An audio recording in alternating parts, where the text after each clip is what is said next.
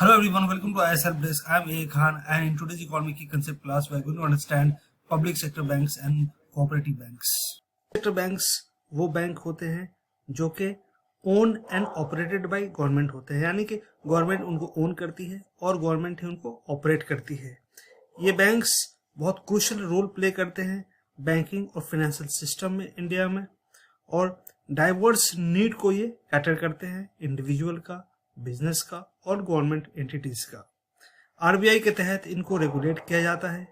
इनके फंक्शंस कुछ ये हैं, जैसे ये एक्सेप्टेंस ऑफ डिपॉजिट लेते हैं ये इंडिविजुअल से, बिजनेस से, इंस्टीट्यूशन से। लेंडिंग सर्विसेज प्रोवाइड करती है जैसे कि home loan, personal loan, business loan, agriculture loan. Payment services provide करती है जैसे कि एनईएफटी, आरटीजीएस, आईएमपीएस, यूपीआई, ताकि स्मूथ फंड ट्रांसफर हो सके। इन्वेस्टमेंट सर्विसेज प्रोवाइड करती है जैसे फिक्स डिपॉजिट हो गया, पेंशन स्कीम्स हो गए। गवर्नमेंट बैंकिंग प्रोवाइड करती है, सर्विसेज प्रोवाइड करती है, जैसे गवर्नमेंट के जो पब्लिक सेक्टर के जो फंड है उनको मैनेज करती है। गवर्नमेंट के जो स्कीम्स हैं, इनिशिएटिव्स हैं, उनमें ये पार्टिसिपेट करती हैं। ऑब्जेक्टिव पब्लिक सेक्टर बैंक्स का कुछ अलग है प्राइवेट सेक्टर बैंक से। पहला ऑब्जेक्टिव तो ये है कि फाइनेंशियल इंक्लूजन को लाना, यानी कि हर जगह जहाँ पे बैंक नहीं है, जहाँ पे बैंकिंग फैसिलिटी नहीं है, अनबैंक्ड एरिया या अंडर बैंक्ड एरिया जहाँ बैंक है ही नहीं या बैंक है भी तो बहुत कम है, वहाँ पे बैंकिंग सर्विसेज पहुँचाना, क्रेडिट सपोर्ट देना, एग्रीकल्चर सेक्टर को, एमएसएमई को, वीकर सेक्शन ऑफ सोसाइटी को स्टेबिलिटी एंड ग्रोथ प्रोवाइड करना। स्टेबिलिटी एंड ग्रोथ प्रोवाइड करती है, रिस्क मैनेजमेंट प्रोवाइड करती है, कस्टमर सर्विसेज देती है, कस्टमर फ्रेंडली सर्विसेज देना इनका ऑब्जेक्टिव होता है। सोशल रिस्पॉन्सिबिलिटीज भी होते हैं पब्लिक सेक्टर बैंक्स के, जैसे कि community development, education, health and environment sustainability. कुछ इश्यूज भी हैं पब्लिक सेक्टर बैंक्स के, जैसे एनपीए बहुत ज़्यादा हाई होते हैं, इनकी गवर्नेंस और इफिशिएंसी बहुत हद तक नहीं रह पाती है क्योंकि डिसीजन मेकिंग में हिंड्रेंस आते हैं, पॉलिटिकल प्रेशर होते हैं, फंडिंग के इश्यूज भी आते हैं, कंपटीशन बहुत ज़्यादा होता है एनबीएफसी से, प्राइवेट बैंक से, न्यू एंट्रेंट्स बैंक से, फॉरेन बैंक से भी इनको कंपटीशन झेलना पड़ता है। टेक्नोलॉजिकल अपग्रेडेशन, ये ज़्यादा टेक्नोलॉजिकली अपग्रेडेड नहीं होते हैं, लेकिन आजकल तो पब्लिक सेक्टर बैंक्स भी टेक्नोलॉजी से अपग्रेडेड हैं, लेकिन बावजूद इसके बहुत सारे बैंक्स ऐसे हैं पब्लिक सेक्टर जो कि टेक्नोलॉजी के साथ अभी नहीं चल रहे हैं।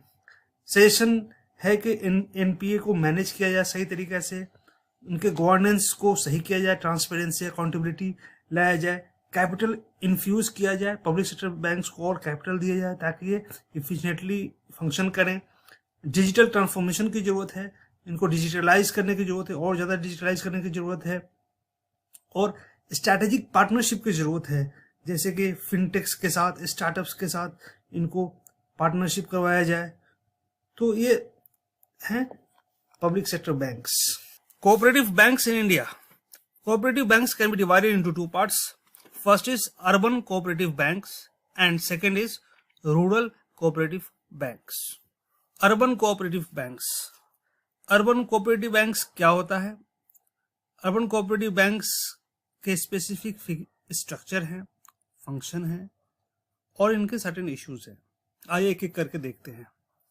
स्ट्रक्चर में जो अर्बन कोऑपरेटिव बैंक्स हैं वो कोऑपरेटिव सोसाइटी एक्ट के तहत रजिस्टर्ड होते हैं, वो गवर्न होते हैं आरबीआई के द्वारा, आरबीआई के through, under banking regulation act 1949। Urban cooperative banks operate करते हैं मेंबर्स के थ्रू, जहां पे मेंबर डिपॉजिटर्स भी होते हैं, वही मेंबर शेयर होल्डर्स भी होते हैं, और वो बैंक्स के मैनेजमेंट में पार्टिसिपेट भी करते हैं। Functions of urban cooperative banks.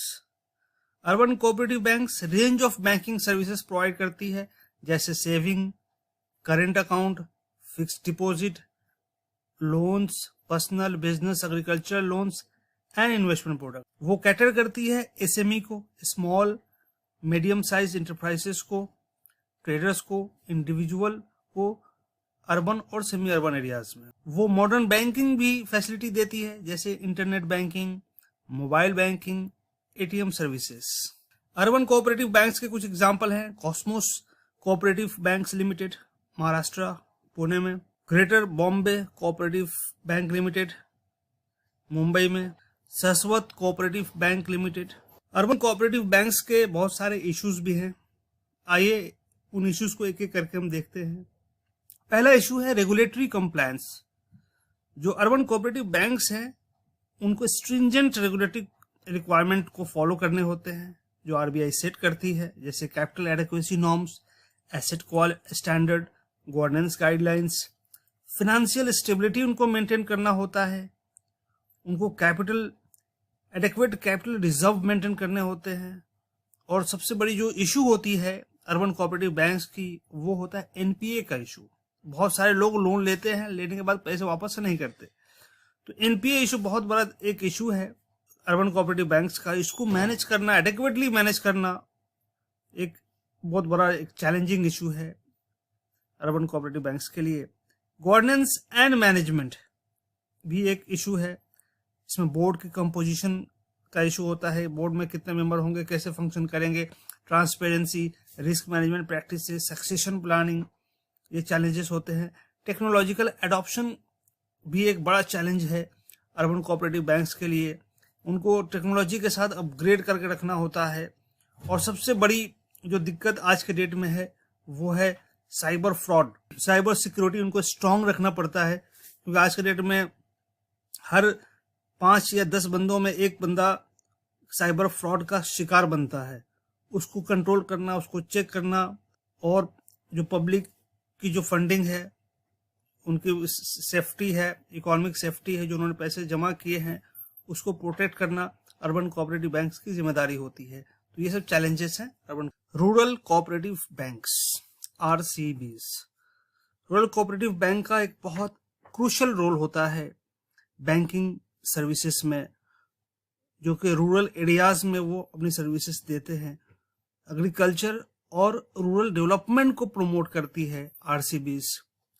आरसीबीज का जो स्ट्रक्चर है वो कुछ इस तरीके से है कि ये 2 पार्ट में डिवाइड होता है। पहला होता है primary agricultural credit societies, PACS, ये ग्रास रूट पे होता है। और डिस्ट्रिक्ट लेवल पे होता है district central cooperative banks, DCCBs, district level पे होता है ये। RCBs are govern by Reserve Bank of India and state cooperative department. RBI और स्टेट कोऑपरेटिव डिपार्टमेंट दोनों गवर्न करती है रूरल कोऑपरेटिव बैंक्स को। फंक्शंस आरसीबीज के क्या है, पहला देखते हैं हम प्राइमरी एग्रीकल्चरल क्रेडिट सोसाइटी का फंक्शन। जो पैक्स का जो फंक्शन है वो क्रेडिट फैसिलिटी प्रोवाइड करती है, क्रॉप लोन प्रोवाइड करती है फार्मर्स को एग्रीकल्चरल पर्पसेस के लिए। पैक्स सेविंग अकाउंट भी ऑफर करती है, लॉकर फैसिलिटी भी ऑफर करती है, और अदर बैंकिंग सर्विसेज ऑफर करती है रूरल रेसिडेंट्स के लिए। अब देखते हैं डिस्ट्रिक्ट सेंट्रल कोऑपरेटिव बैंक्स के क्या फंक्शंस हैं।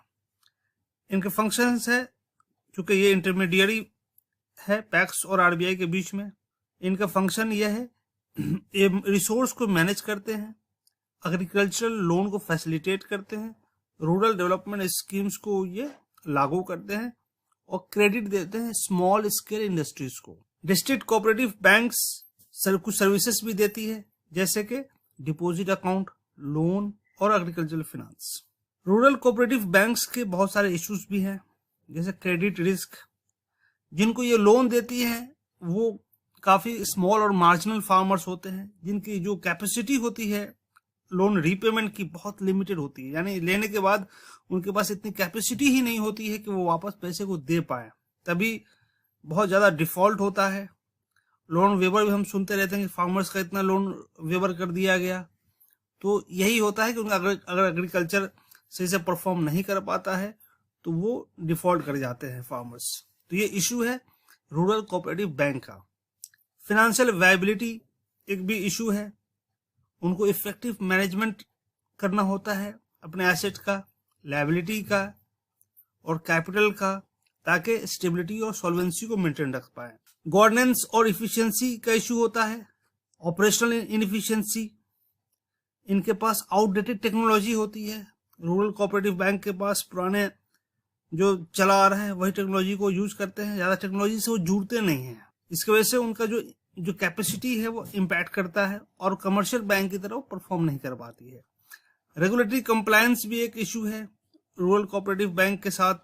कुछ एग्जांपल हैं रूरल कोऑपरेटिव बैंक्स के: Kerala state cooperative banks, Amul dairy cooperative, Madhya Pradesh Rajya Sahakari bank, ये कुछ एग्जांपल है। तो हमने देखा रूरल कोऑपरेटिव बैंक किस तरीके से फंक्शन करती है, क्या इसका स्ट्रक्चर है।